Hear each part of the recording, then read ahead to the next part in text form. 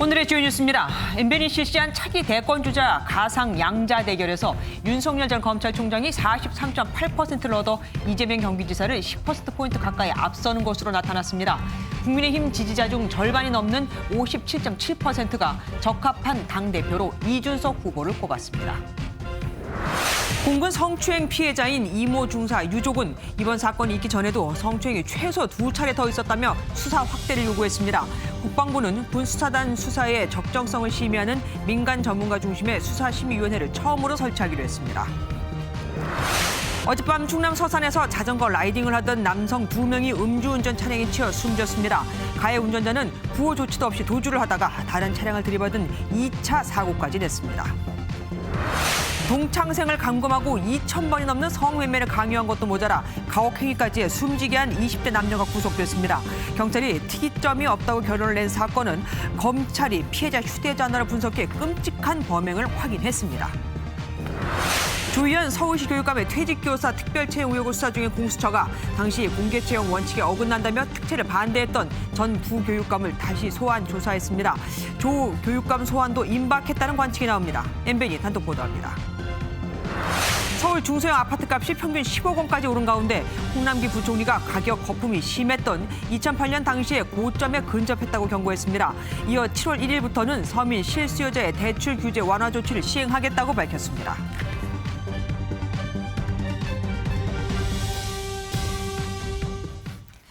내년 대선이 이제 9개월 앞으로 다가왔죠. MBN 매일경제가 여론조사업체 RN서치와 함께 오늘부터 보름 단위로 대선 후보 지지율 조사에 발표합니다. 먼저 차기 대통령 선호도 1, 2위를 상대로 양자 대결을 해보았는데 윤석열 전 검찰총장이 이재명 경기지사를 약 10%포인트 차로 앞서고 있었습니다. 먼저 조창훈 기자가 전합니다. 차기 대선 가상 양자 대결에서 윤석열 전 검찰총장이 이재명 경기지사를 앞서는 것으로 나타났습니다.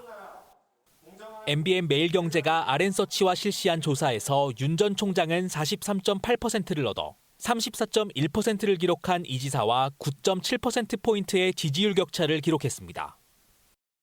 연령별로는 20대 이하와 60대 이상 유권자에선 윤 전 총장이, 반대로 40대와 50대에선 이 지사를 지지한다는 응답이 더 많았습니다.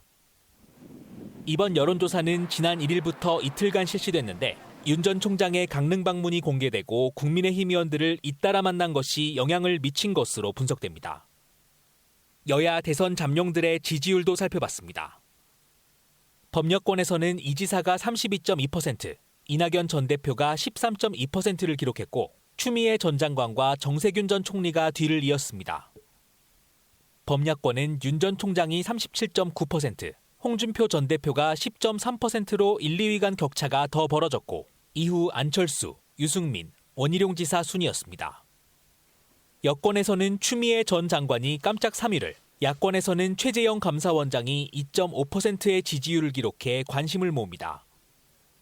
정당 지지도는 더불어민주당이 30.9%, 국민의힘 34.2%를 기록해 오차범위 내에서 국민의힘이 앞서는 것으로 조사됐습니다. MBN 뉴스 조창훈입니다. 국민의힘 당대표는 누가 적합한지 물어봤더니 국민의힘 지지자 과반수가 이준석 후보를 꼽았습니다. 종부세나 양도세 등 부동산 세금은 완화해야 한다는 여론이 많았는데 40, 50대에서는 유지하거나 오히려 강화해야 한다는 목소리가 더 커 눈길을 끌었습니다. 우종환 기자가 보도합니다. 36살 당대표 가능성으로 관심이 커진 국민의힘 당대표 경선에 대해 물어봤습니다. 응답자의 46.7%가 이준석 후보라고 답했고 나경원 16.8%, 주호영 6.7% 순으로 나타났습니다. 지지 후보가 없거나 모르겠다는 응답도 23.4%를 차지했습니다. 국민의힘 지지자를 대상으로 조사했더니 이준석 후보는 57.7%로 더 높아졌고 나경원 후보는 20.7%를 기록했습니다. 본 경선에서는 여론조사 비중이 30%에 불과하다는 점이 변수입니다. 이준석 후보에게 매우 유리할 것으로 보여지기는 하지만 무당층이 모든 조사에서 과반 정도 차지하기 때문에 당일 조사에서는 어떤 결과가 일어날지는 좀 더 두고 봐야 되지 않을까 싶습니다. 여권에서 찬반 논쟁이 뜨거운 종합부동산세와 양도소득세 완화에 대한 생각을 알아봤습니다. 49.4%가 부동산 세금을 낮춰야 한다고 응답한 반면 부동산 세금을 유지하거나 강화해야 한다는 응답은 43.1%였습니다.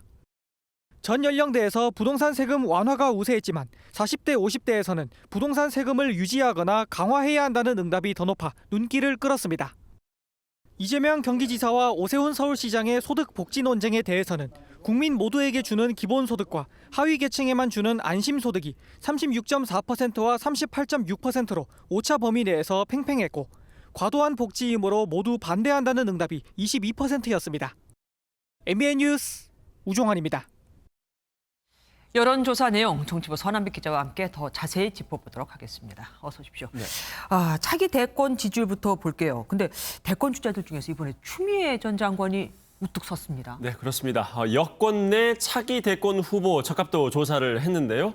이 중에 누가 적합한가라고 여러 명의 후보를 놓고 물었는데 추미애 전 장관이 5.1%를 얻어서 깜짝 3위를 했습니다. 네. 그 이유는 아무래도 조국 효과라고 볼 수 있을 것 같습니다.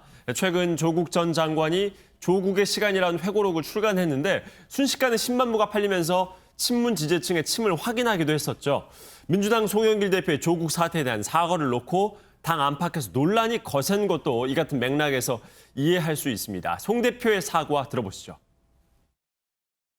공정과 정의를 누구보다 크게 외치고 남을 단죄했던 우리들이 과연 자기 문제와 자녀들의 문제에 그런 원칙을 지켜왔는지 통렬하게 반성해야 한다고 생각합니다. 추 전 장관이 이 와중에 높은 지지율을 기록하면서 대선 도전을 추 전 장관이 더 고심하지 않을까 이런 관심을 여론에서 모으고 있습니다. 그러니까요. 여권 내 조사라지만 정세균 전 총리를 눌렀더라고요. 그렇습니다. 이재명 지사가 앞서 나가고 있긴 하지만 어쨌든 결선 투표 룰에 의해서 결과가 막 바뀌기도 하고 그러잖아요. 그래서 예. 그런지 굉장히 신경전이 치열한데 가장 큰 관심이 아무래도 호남 지지율 아니겠습니까? 상황이 네. 어떻던가요?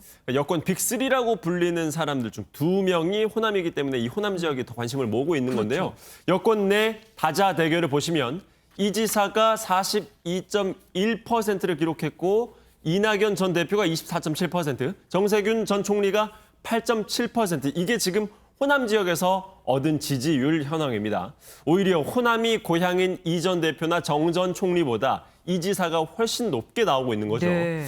호남은 그 사람 출신이 어디냐보다는 되는 사람에게 몰표를 주는 전략적인 투표를 하는 성향을 강하게 보여왔습니다. 네네. 민주당이 7월부터는 본격적인 경선에 들어가게 되는데 그 전에 호남 지지율을 놓고 민주당에서 이 빅3 간의 신경전은 더욱 뜨거워질 것으로 예상됩니다.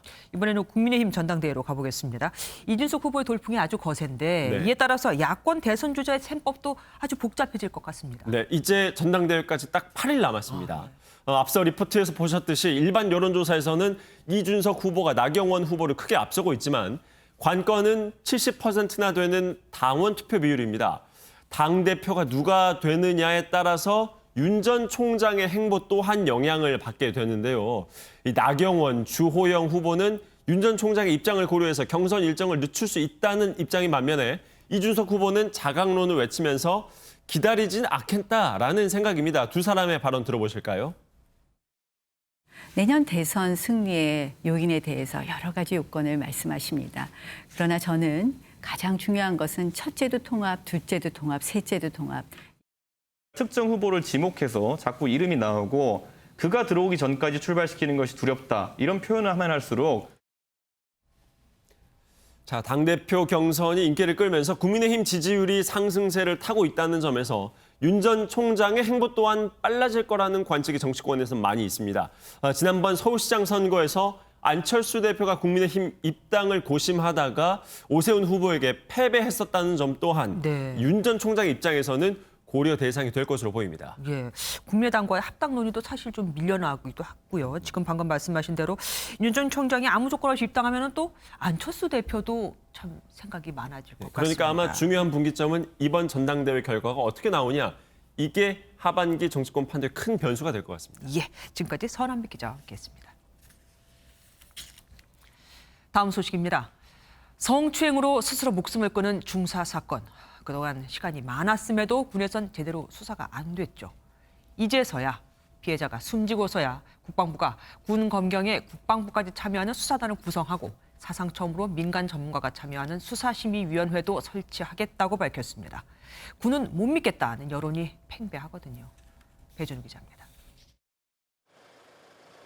군 당국이 합동수사단을 구성해 공군 부사관 성추행 사건과 은폐 시도 등 부실 수사 의혹 전반을 수사하겠다고 밝혔습니다.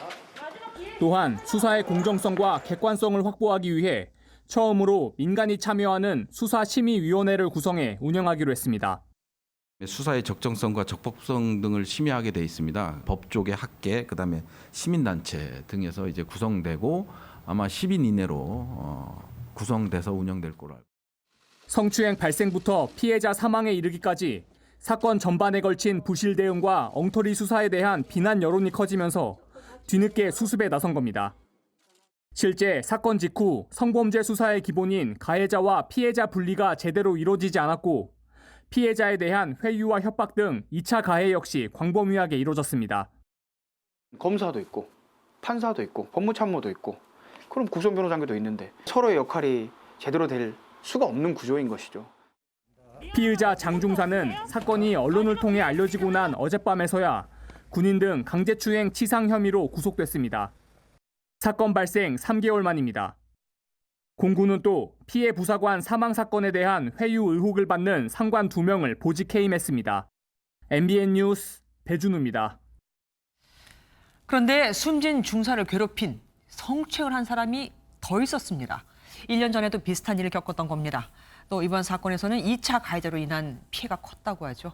중사 측이 2차 가해자를 규명하기 위한 군 간부 3명을 추가 고소했습니다.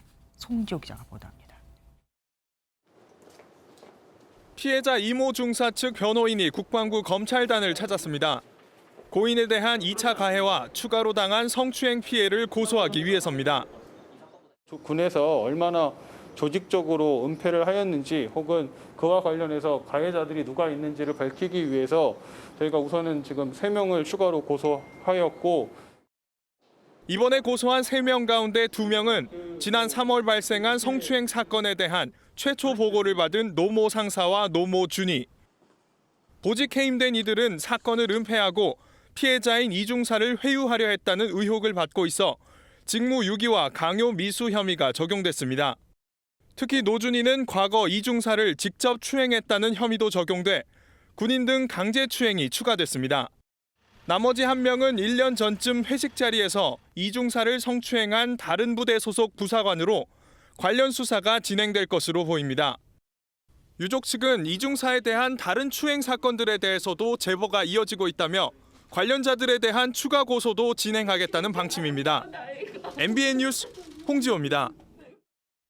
숨진 중사의 성추행 사건을 군이 은폐하려고 한 정황이 드러나면서 야당은 군 최고 통수권자인 대통령이 사과를 해야 한다고 주장하고 있습니다. 그러자 문재인 대통령은 가슴 아프다며 최고 상급자를 포함해 엄중히 처리하라고 지시했습니다. 노태영 기자입니다. 문재인 대통령은 상관의 성추행을 당한 뒤 극단적 선택을 한 여성 부사관 사건과 관련해 엄정 수사를 주문했습니다. 단순히 피해자와 가해자의 관계에서만 보지 말고 최고 상급자까지 보고와 조치 과정을 포함한 지휘 라인 문제도 살펴보고 엄중하게 처리하라고 지시했습니다. 이번 사건이 폐쇄적인 군 사법 체계 내 사건 은폐 관행에서 비롯됐다는 지적도 나옵니다. 국방부의 비공개 문건을 보면 군 간부 가운데 25.2%가 군으로부터 성희롱 사건을 축소 은폐하라는 말을 들었다고 답한 것으로 나타났습니다. 정치권은 한 목소리로 군의 보고와 조치 과정에 문제가 없었는지 지휘 라인에 대한 특별조사가 필요하다고 주장했습니다. 가해자는 물론 사건을 무마하려는 시도까지 엄정한 법의 심판을 받게 해야 할 것입니다. 특히 군, 검찰 등 상명하복과 규율이 강한 공조직에 대해서는 특별 전수조사를 즉시 실시해야 할 것입니다. 또 정의당은 한 발 더 나아가 군 사법 체계에 대한 신뢰 문제를 거론하며 국방부 장관에게 보고하지 않는 독립된 수사기구를 꾸려 진상규명에 나서야 한다고 강조했습니다. MBN 뉴스 노태현입니다. 경찰이 단순 폭행으로 내사 종결했던 이용구 전 법무부 차관 사건과 관련해 당시 폭행 장면이 담긴 영상이 공개됐습니다. 이 전 차관은 이 영상을 삭제하는 게 합의금의 조건은 아니었다면서도 삭제를 부탁했다고 해 앞뒤가 안 맞는 해명을 했는데요. 그동안 미뤄졌던 이 전 차관의 사표도 오늘 수리가 됐습니다. 김종민 기자입니다. 목적지에 도착한 택시기사가 하차 여부를 묻자 뒷좌석에 있는 승객이 갑자기 욕설을 퍼붓습니다. 놀란 기사가 재차 항의하고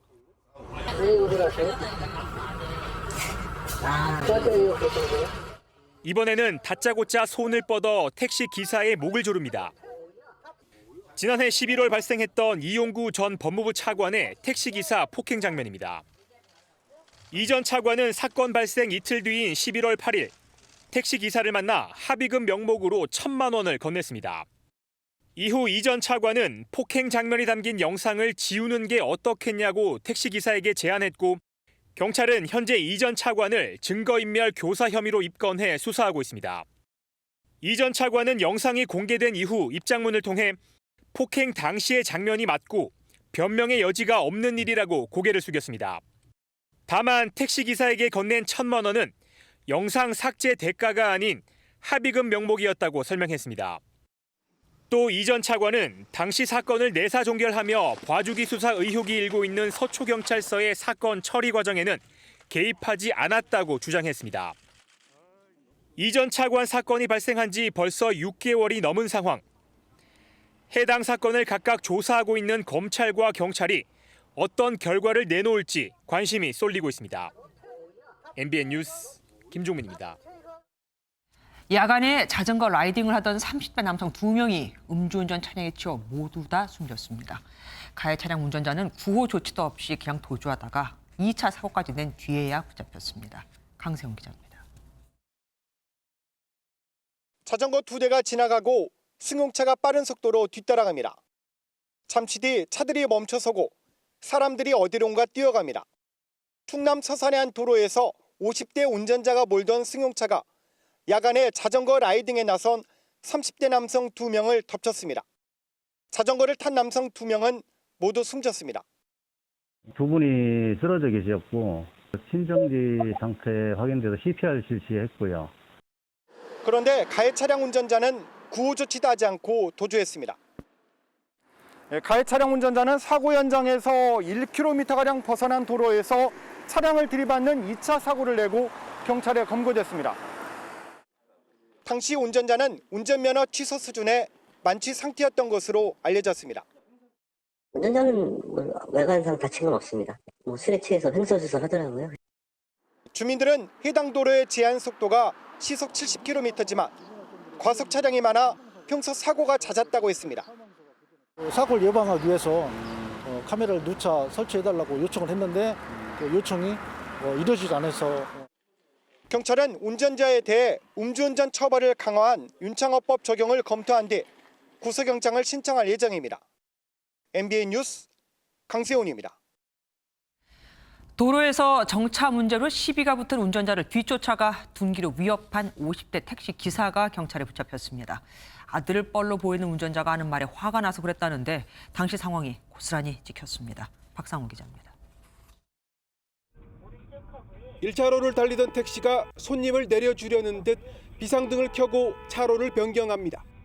뒤따르던 차량 운전자가 경적을 울리며 옆으로 다가가 택시기사에게 항의합니다. 거기 내려주면 다예요. 비상등 켜면 다야? 그럼 어디는 내려? 10여 초간 짧은 말싸움을 하고 가던 길을 가던 차량 운전자. 일행을 태우려고 500m 앞에서 멈춰선 순간 실랑이 한 택시기사가 앞을 가로막고 서더니 트렁크에서 뭔가를 꺼내 다가옵니다. 다름 아닌 둔기였는데 차 문을 두드리며 위협을 가하기 시작합니다.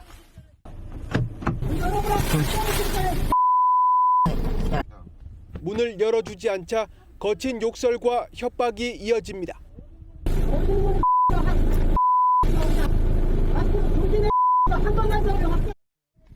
운전자는 곧장 경찰에 신고했습니다. 트렁크를 여는 걸 보자마자 뭔가 느낌이 불안한 거예요. 차 문을 잠가놓고 이제 핸드폰으로 영상을 촬영을 했죠. 혹시 모르니까 되게 무섭더라고요. 50대 택시기사는 아들뻘 남성이 하는 말에 격분해 홧김에 그랬다고 진술한 것으로 알려졌습니다. 경찰은 특수협박 혐의로 택시기사를 불구속 입건했습니다.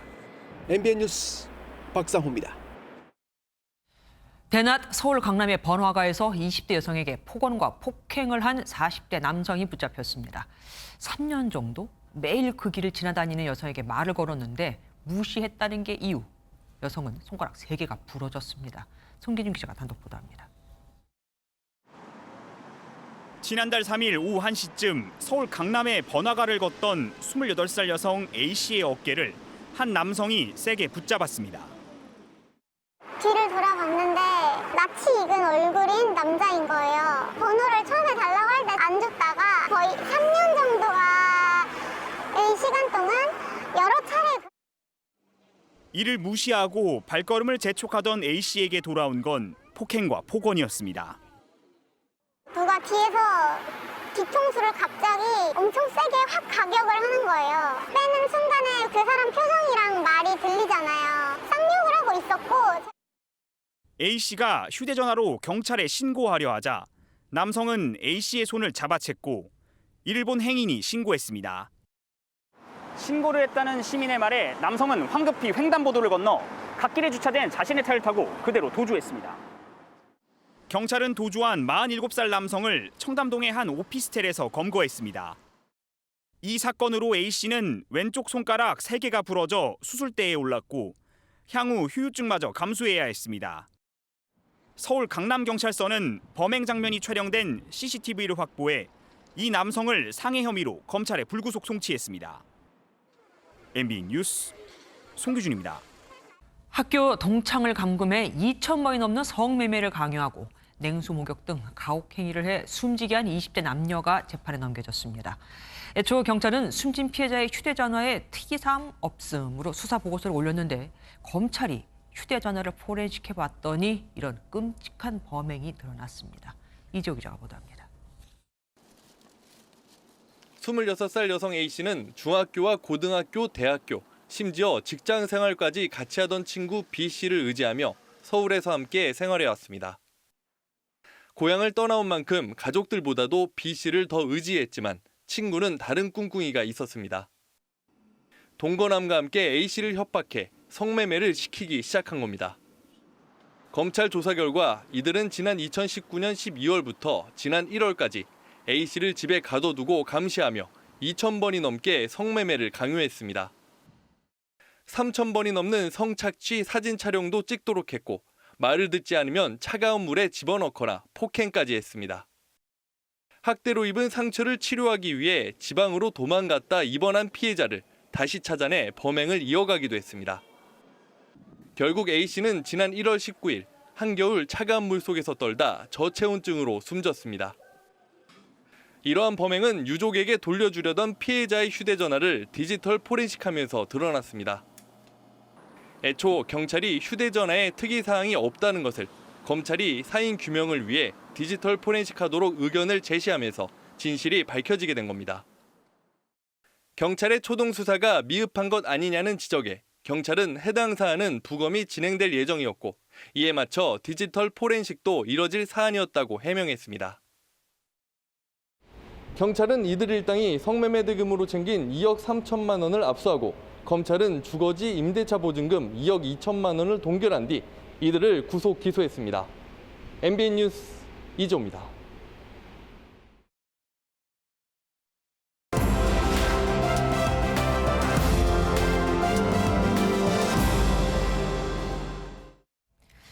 화제의 키워드를 살펴보는 픽뉴스 시간입니다. 오늘은 사회부 민지숙 기자와 함께하겠습니다. 어서 오십시오. 첫 번째 키워드 뭡니까? 오늘 첫 번째 키워드는 매미떼 습격입니다. 우리나라에서는 아직 매미 소리가 안 들리는 것 같은데 미국에서는 매미떼가 엄청나다면서요? 네, 그렇습니다. 아시다시피 이 매미는 이 생애 대부분의 시간을 땅 속에서 지내다가 성충이 되면서 땅 바깥으로 올라오는데요. 최근 미국 동부 지역에 이 수조 마리의 매미떼가 나타나 사람들을 놀래키고 있다고 합니다. 수조요? 네. Your trees and the cars and the bushes and everything that you hold sacred outside. 얼마 전엔 의회에서 중계를 하던 이 기자의 목에 매미가 달라붙어 화제가 되기도 했습니다. 그래서일까요? 또 매미로 요리를 해먹는 사람도 있다면서요. 네, 믿기 어려우시겠지만 일단 이 튀긴 매미는 감자튀김 맛이랑 비슷하다고 합니다. 그래요? 네, 지방은 적고 단백질이 풍부한데 비타민은 골고루 들어있어 즐겨 먹는 사람들이 늘어나고 있다고 합니다. 한 과자 회사는 이 매미떼의 출현을 기념해 튀긴 매미를 통째로 넣은 초콜릿을 판매 중이라고 합니다. 이 밖에도 매미를 쌈에 싸먹거나 스프를 끓이거나 타코에 넣어 먹는 등 요리법이 아주 다양하다고 하네요. 그러면 아무나 저렇게 해서 먹어도 되는 겁니까? 네, 인체에는 무해하다고 하는데요. 어제 미국 FDA가 한 경고문을 올렸습니다. 이 랍스터나 새우 등 갑각류 알레르기가 있는 사람은 이 매미 먹기를 피해야 한다는 내용이 담겼습니다. 이들이 서로 비슷한 식품군이라 자칫 알레르기 반응을 일으킬 수 있다는 경고입니다. 뭐 메뚜기처럼 먹을 수 있긴 할 것 같긴 한데 글쎄요, 쉽지 않을 것 같기도 합니다. 다음 키워드 볼게요. 두 번째 키워드는 결혼식 중 신부 교체입니다. 아니 무슨 운동선수입니까? 선수 교체하게? 네, 이것도 아주 황당한 사건인데요. 인도의 한 마을에서 일어난 일입니다. 네, 결혼식이 진행되던 도중에 신부가 심장 마비로 사망을 하자 그 여동생을 대신 결혼시킨 겁니다. 원래 신부 시신은 옆방에 옮겨놓고 잠시 중단되었던 식을 신부만 바꿔서 그대로 진행했다고 합니다. 그러니까 초상날하고 결혼식 날이 지금 겹친 겁니다. 그런데 사람이 죽었는데 결혼식 그대로 진행했다고요? 네, 놀랍게도 이 두 번째 식은 신부 측에서 먼저 제안했다고 하는데요. 특히 신부 측의 어머니가 이런 결혼을 밀어붙였다고 전해집니다. 이 정확한 이유는 알려지지 않았지만 엄청난 액수의 지참금 때문에 그랬을 것이란 해석이 나오는데요. 이미 막대한 결혼식 비용이 쓰였고 여동생의 결혼식에도 지참금이 들 테니 이 언니의 지참금을 그대로 줘도 상관없겠다는 뜻으로 추측됩니다. 그러니까 지참금이라는 게 신부 측이 주는 거라는 거죠? 네, 맞습니다. 인도에서는 이 딸이 셋이면 왕도 망할 수 있다. 이런 말이 있을 정도인데요. 이 신부 측이 결혼식 비용을 전부 내야 할 뿐만 아니라 이 막대한 액수의 재산을 신랑 측에 넘겨줘야 하기 때문입니다. 일명 신부 지참금 제도인데요. 이 여성은 인도에서 애초에 독립적인 경제 활동을 할 수 없기 때문에 이 친정에서 미리 목돈을 건네준다는 의미입니다. 그 액수가 적게는 3천만 원에서 8억 원에 달해 인도 직장인의 3년치 연봉에 맞먹는다고 합니다. 이 문제는 해마다 이 8천 명의 여성이 이 지참금 문제 때문에 살해된다는 건데요. 지참금이 적다는 이유로 폭행을 당하거나 이혼할 경우에 이 지참금을 돌려줘야 한다는 이유로 남편이 아내를 살해하는 경우도 있다고 합니다. 배경을 알고 보니까 더 끔찍합니다. 마지막 키워드 보겠습니다. 마지막 키워드는 비단뱀 감고 싱싱입니다.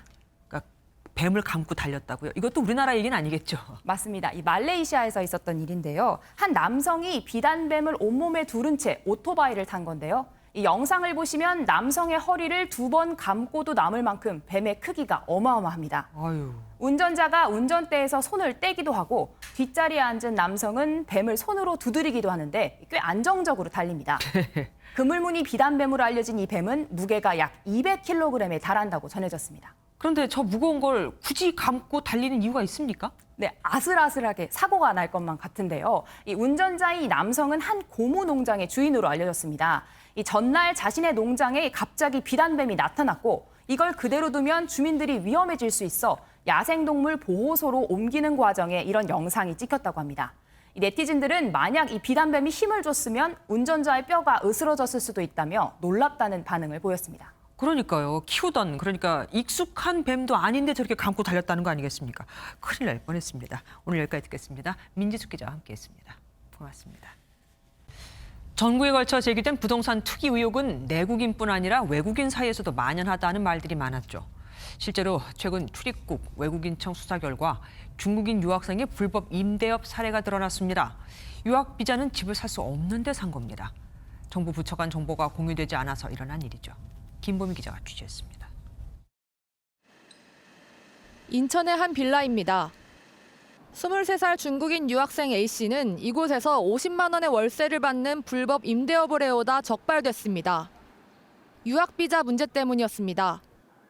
A씨는 시간제 근로만 가능한 비자를 취득했음에도 아무런 제한도 없이 3년간 불법 수익을 벌어들였습니다. 같은 비자를 받은 다른 유학생 B씨는 임대업을 넘어 단기 시세 차익까지 꾀하다 적발됐습니다. 임대업이 가능한 비자는 재외동포 비자와 결혼 이민 비자 등뿐인데 다른 비자로 불법 투자를 하는 이들이 많다는 지적입니다. 외국인은 그 비자에 맞게 처리를 해야 됩니다. 부동산업이나 임대업을 할 수 없는 비자를 가지고 그런 사업에 종사하는 사람이 있다면 저희들은 이제 조사를 지금 할 계획이고. 외국인의 주택 매수는 꾸준히 증가하고 있는데 지난해에만 경기와 인천 지역에서 5천 건을 넘어섰고 이 중에는 중국인이 절반가량을 차지했습니다. 그럼에도 수사 주체인 출입구청은 발만 동동 구르고 있습니다. 우선 외국인이 부동산 취득 신고를 할 때 비자 종류를 기재하지 않아 임대사업 자격이 있는지 파악부터 어렵습니다. 부동산 취득에 사용된 자금 출처가 불분명해 해외 송금 내역 등을 추적하려 해도 출입국청 소관부서인 법무부는 통보 대상에서 빠져 있습니다. 출입국 관리 업무가 기존에 비해서 굉장히 많아지고 또 다원화된 측면이 있습니다. 이 개인정보보호의 취지에 어긋나지 않은 한도 내에서 그 관계기관의 협조가 원활해질 수 있는 외국인들의 불법 행위가 부동산 시장에 더 번지지 않도록 법 개정과 함께 부처 간 조율이 시급하다는 지적입니다. MBN 뉴스 김봄입니다. 조희연 서울시 교육감이 특별 채용을 했을 때 이에 반발했다가 아예 결제 라인에서 배제돼 버린 두 사람이 있습니다. 공수처가 이들을 잇따라 소환 조사했습니다. 기자회견까지 열며 혐의를 부인하고 있는 조 교육감. 하지만 소환이 임박했다는 관측이 나옵니다. 서영수 기자가 단독 보도합니다. 공수처가 최근 서울시 퇴직교사 특별 채용 의혹과 관련해 김모 전 서울시 부교육감을 불러 조사한 것으로 확인됐습니다. 김 전 부교육감은 당시 특채 대상자가 사전에 특정되어 있는 건 공개 경쟁 원칙에 어긋난다는 이유로 특채에 반대해온 것으로 알려진 인물입니다. 공수처는 마찬가지로 조희연 교육감의 특채 검토 지시에 반대했던 서울시 교육청 전 교육정책국장도 불러 조사를 마쳤습니다. 이들은 모두 특채에 반대하다 결제 라인에서 배제됐고 조 교육감의 단독 결제로 특채가 진행됐습니다. 공수처는 이 과정에서 조 교육감이 직권남용을 저지른 것으로 보고 관련 진술을 확보 중인 가운데 조 교육감 측은 혐의를 완강히 부인하고 있습니다. 실무자들은 교육감의 의사결정을 보조하는 사람에 불과한 겁니다. 따라서 결재가 없다고 해서 교육감의 특별채용 실시 결정이 위법한 것은 아닙니다. 공수처가 특채 당시 결제 라인에 있던 관계자들의 조사를 대부분 마치면서 조 교육감에 대한 소환 조사가 초읽기에 들어간 것으로 보입니다. MBN 뉴스 서영수입니다.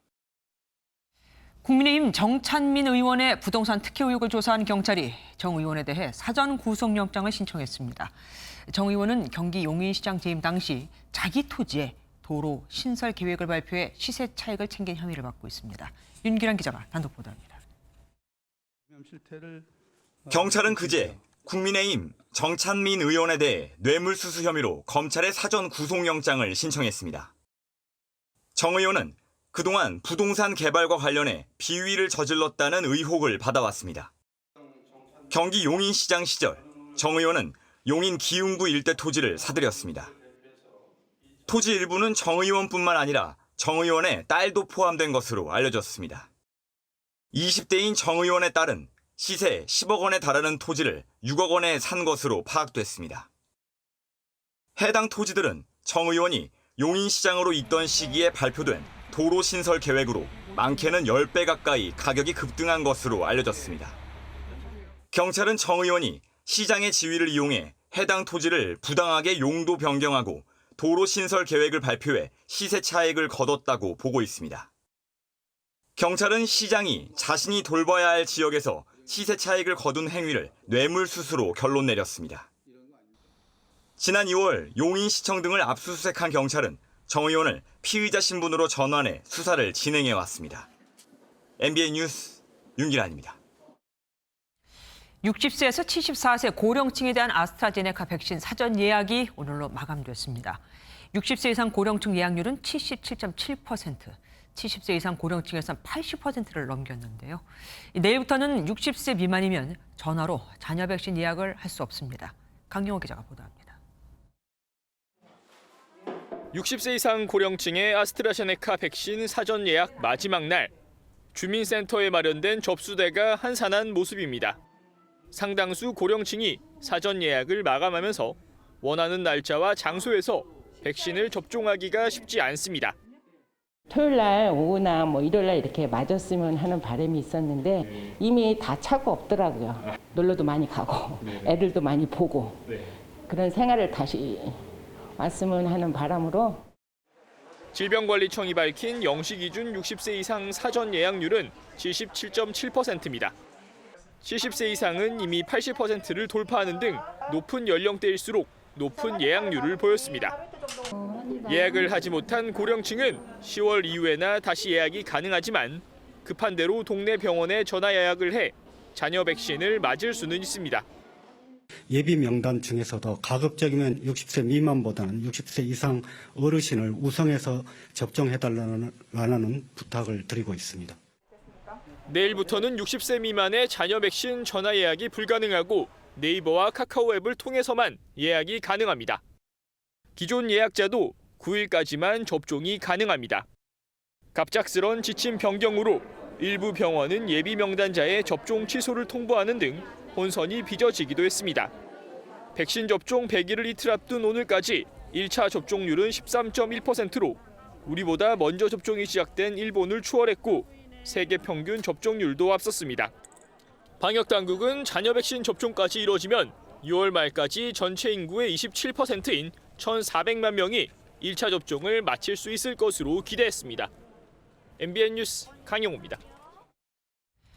백신을 맞고 난 뒤에 몸이 안 좋으면 하루나 이틀 쉬게 하는 회사가 있죠. 그런데 백신 휴가가 그림의 떡인 노동자도 많습니다. 휴가를 쓰면 고스란히 하루 수입을 날려야 하니 선택의 여지 없이 몸이 아파도 출근을 해야 하는 겁니다. 정태진 기자가 만났습니다. 10년째 가사 노동자로 일해온 69살 김영순 씨. 지난주 백신을 접종했고 몸이 아팠지만 일터로 나갔습니다. 백신을 맞고도 쉴 수가 없잖아요. 사실은 일을 가야 되는데 좀 몸이 아파요. 보상을 준다든가 이런 거는 그런 정규직으로 있는 사람한테 하네지 우리가 이렇게 가사 노동자들은 가서 일을 해야 돈을 받기 때문에. 대리운전 기사로 일하는 60살 김종원 씨는 백신 접종을 앞두고 있지만 고민이 많습니다. 백신 접종 뒤 이틀 정도 아프다고 들었는데 출근을 못하면 그만큼 손해를 감수해야 합니다. 저희들 같은 경우는 일반적인 급여자 생활자들하고 다르게 회사에서 하루 이틀 쉰다 그래가지고 임금을 보존해 주는 게 아니기 때문에. 정부는 백신 접종 이후 이상 반응을 고려해 백신 휴가를 권고하고 있습니다. 하지만 대리운전, 배달기사와 같은 플랫폼 노동자와 특수고용 노동자들에겐 사실상 백신 휴가를 사용하는 것은 불가능합니다. 근로기준법 테두리 밖에 있다 보니 백신 휴가를 요구하는 것은 쉽지 않습니다. 일을 못한다고 해서 지원을 받을 수 있는 것도 아닙니다. 수입에 차질이 생길 수 있는 다양한 경우의 수가 존재하기 때문에 비용 지원을 하기도 현실적으로 쉽지 않고. 플랫폼 노동자, 특수고용 노동자는 직업 특성상 다른 사람과 접촉이 많습니다. 이들의 접종률을 높이기 위해서라도 섬세한 정책적 배려가 필요합니다. MBN 뉴스 정태진입니다. 신천지발 확산으로 큰 위기를 겪었던 대구의 코로나19 확산세가 또 심상치 않습니다. 14개월 만에 1일 감염자가 최고를 기록한 건데 놀란 대구시가 급하게 사회적 거리두기를 1.5에서 2단계로 격상했습니다. 심우영 기자입니다. 대구 수성구에 있는 한 바입니다. 이곳에서 종업원과 손님 등 19명이 신규 확진됐습니다. 지난달 31일 종업원 1명이 처음 확진된 이후 지금까지 33명이 감염됐습니다. 이 업소는 일반 음식점으로 등록됐지만 유흥업소처럼 영업을 했는데요. 방역수칙 위반도 확인돼 추가 확산이 우려됩니다. 유흥주점발 확진자도 15명 늘어 누적 264명이 됐는데 산발적인 감염에 대구의 신규 확진자는 74명으로 급증했습니다. 지난해 3월 이후 가장 많은 수치. 결국 대구시는 오는 5일부터 2주간 거리두기를 2단계로 격상했습니다. 향후 코로나19 감염병 확산 추세에 따라 전문가 의견 등을 수렴하여 완화, 연장 또는 격상하는 등 적극적이고 탄력적으로 운영. 대구 외에도 서울중학교와 대전보험회사, 경남 김해 유흥주점 등에서 잇따라 집단 감염이 발생해 확산 우려에 대한 긴장감이 커지고 있습니다. 전국의 신규 확진자는 681명으로 최근 일주일 확산세가 주춤하다 이틀 연속 600명대를 기록했습니다. MBN 뉴스 심호영입니다. 해상에서 훈련 중이던 이란의 대형 군함이 불길에 휩싸이며 침몰한 날, 이란의 대표적인 정유시설에서도 폭발과 함께 큰 불이 났습니다. 이틀째인 지금도 진화 작업을 하고 있는데 피해 규모가 너무 커서 계산도 안 되고 아직 정확한 화재 원인도 모릅니다. 신혜진 기자가 보도합니다. 시뻘건 불기둥이 화산처럼 솟구칩니다. 화염은 수십 킬로미터 떨어진 곳에서도 포착됐습니다. 이란의 수도 테헤란 중심가에서 20킬로미터 떨어진 국영 석유기업 정유시설에서 폭발과 함께 불이 났습니다. 쉴 새 없이 피어오르는 검은 연기가 인근 도심까지 번져 주민들이 대피하기도 했습니다. 불이 난 정유시설은 지난 1968년에 가동을 시작해 하루에 원유 25만 배럴을 처리해왔습니다. 소방당국은 액화 석유가스 관로가 파손돼 불이 시작됐을 가능성에 무게를 두고 테러 등 외부 공격 가능성은 작다고 보고 있습니다. AP통신은 이란의 뜨거운 날씨가 과거 화재의 원인이 되기도 했다고 전했는데 테헤란의 이날 낮 최고 기온은 40도에 육박했습니다. 같은 날 오전에는 걸프 해역에서 이란 해군의 최대 군함이 침몰했습니다. 전날 밤 11시쯤 불길에 휩싸인 군함 하르크5는 인근 항으로 뱃머리를 돌린 상태로 20시간 동안 진화 작업이 이어졌지만 불길이 잡히지 않았습니다. 선원 400명 중 20여 명이 화상 등 가벼운 부상을 당했고 인명피해는 없었습니다. 이란 해군은 엔진룸에서 불이 먼저 났다는 목격자의 진술을 토대로 구체적인 화재 원인을 조사하고 있습니다. MBN 뉴스 신혜진입니다.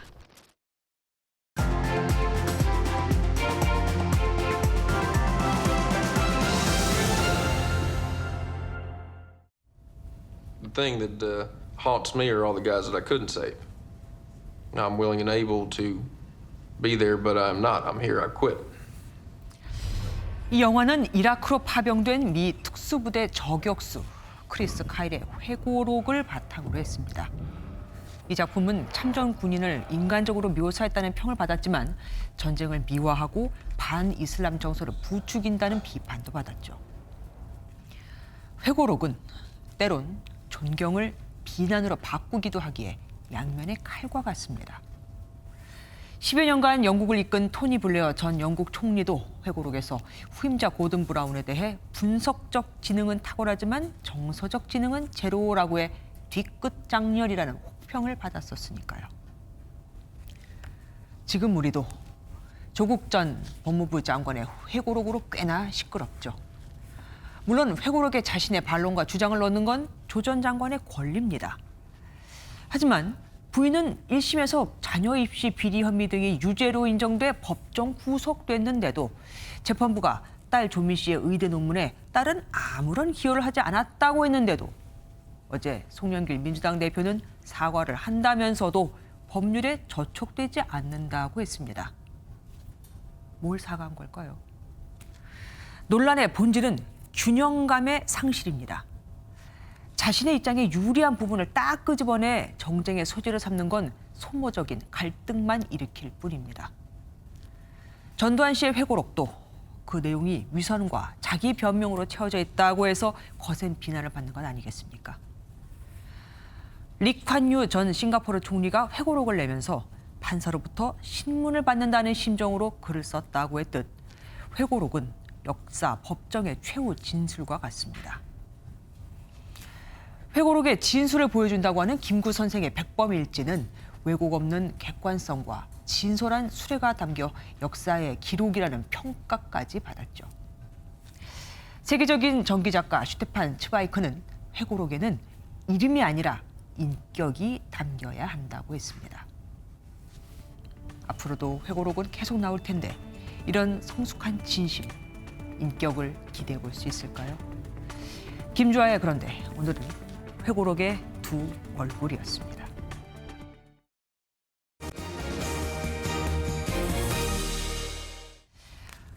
아파트값이 올랐습니다.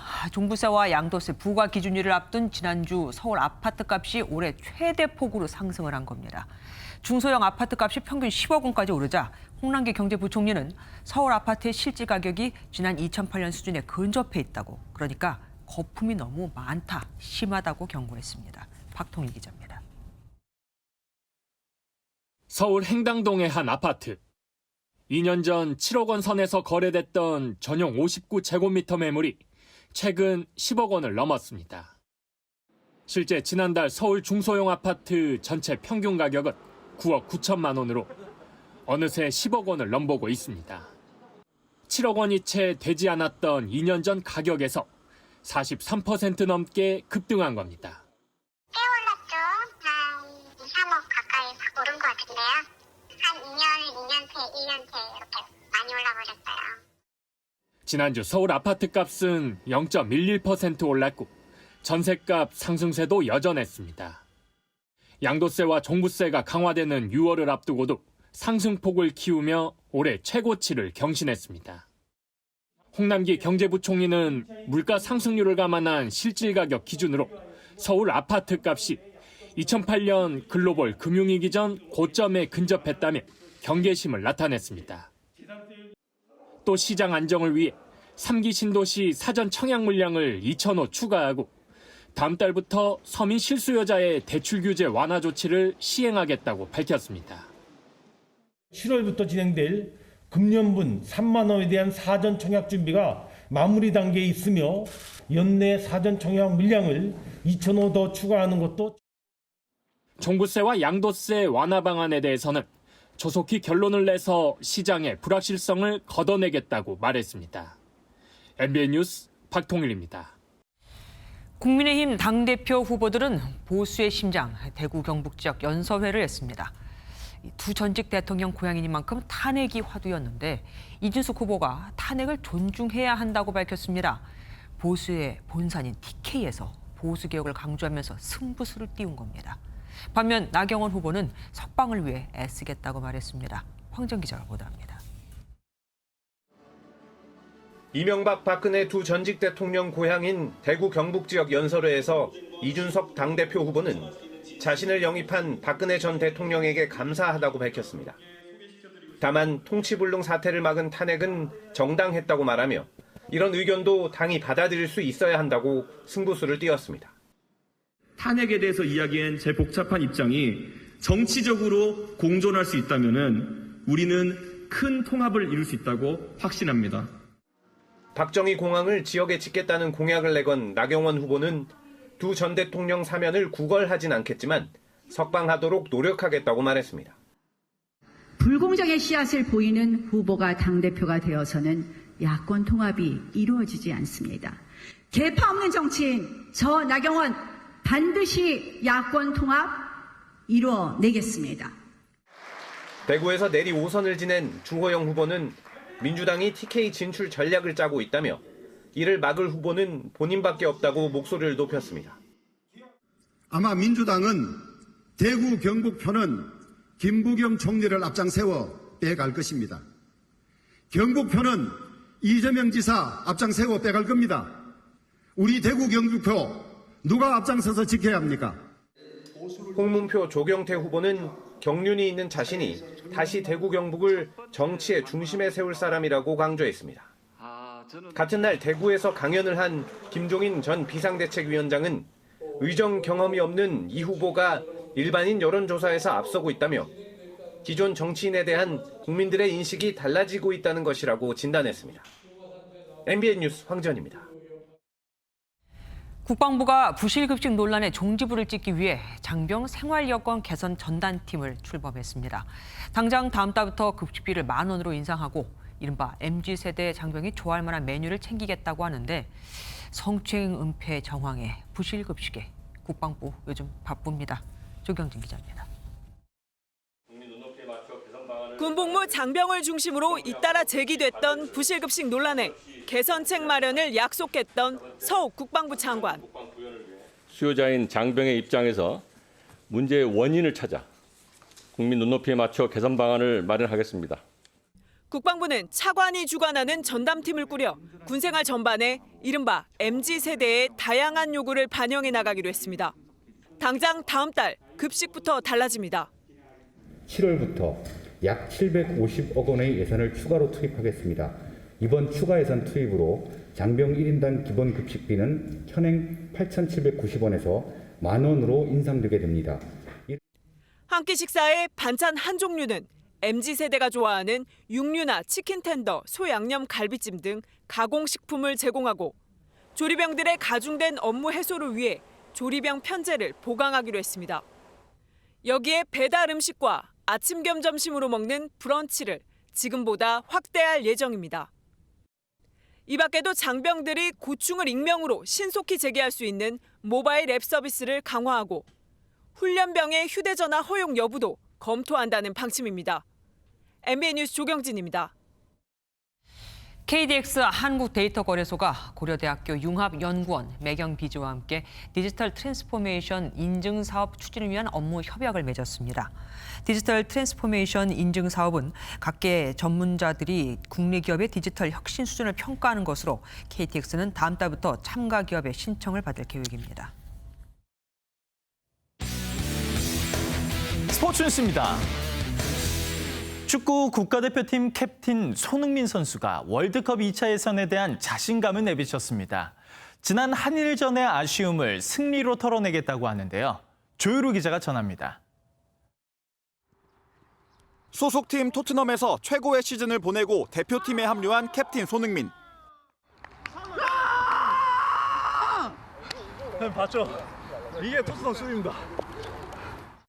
1년 8개월 만에 모인 완전체, 벌써부터 자신감에 차 있습니다. 이제 경기장에서 제가 활약하는 그런 모습밖에 보여드릴 수 없잖아요. 그렇기 때문에 그런 모습이 상당히 기대되고 설레이고. 하지만 지난 한일전의 참패를 지켜보면서 화도 났다고 털어놨습니다. 경기를 돌아봤을 때 많이 안타까운 것 같아요. 또 화도 나고 그래서 저도 부상을 안고 있음에도 불구하고 무리를 해서 가려고 했던 거고. 소속팀 이적설에 대해선 대표팀에 집중하고 싶다며 말을 아꼈습니다.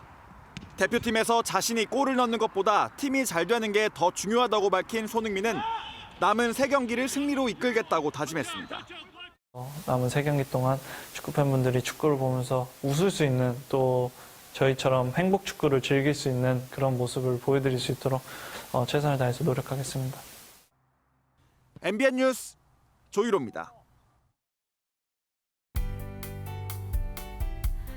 비는 밤이 되면서 점차 그치겠습니다. 내일 새벽까지 곳곳에선 비가 더 이어지는 곳이 있겠는데요. 중부지방은 오늘 밤이면 비가 모두 그치겠지만 충북 남부와 영동 남부, 남부지방은 내일 새벽까지 5에서 30mm의 비가 더 내린 뒤 개겠습니다. 어제는 30도 안팎의 더위가 나타나더니 비가 온 오늘은 갑자기 날이 또 선선해졌습니다. 내일도 서울은 한낮에 23도, 광주 26도로 더위는 주춤하겠고요. 당분간 비 소식 없이 맑은 날씨가 이어지겠습니다. 내일 중부지방 아침부터 차차 맑은 하늘을 되찾겠습니다. 서울 아침에 15도로 오늘보다 2도에서 4도가량 낮겠습니다. 남부지방 내일 대기질 좋음 수준 예상되는데요. 대구의 낮 최고 기온은 27도에 머물겠습니다. 내일 낮부터 강원 산지를 따라서는 바람이 강하게 불겠습니다. 경북 북부 동해안을 따라서도 순간적으로 돌풍이 부는 곳이 있어서 주의하셔야겠습니다. 이번 주말에는 맑은 하늘 예상됩니다. 기온도 오르면서 낮더위가 나타나겠습니다. 날씨였습니다.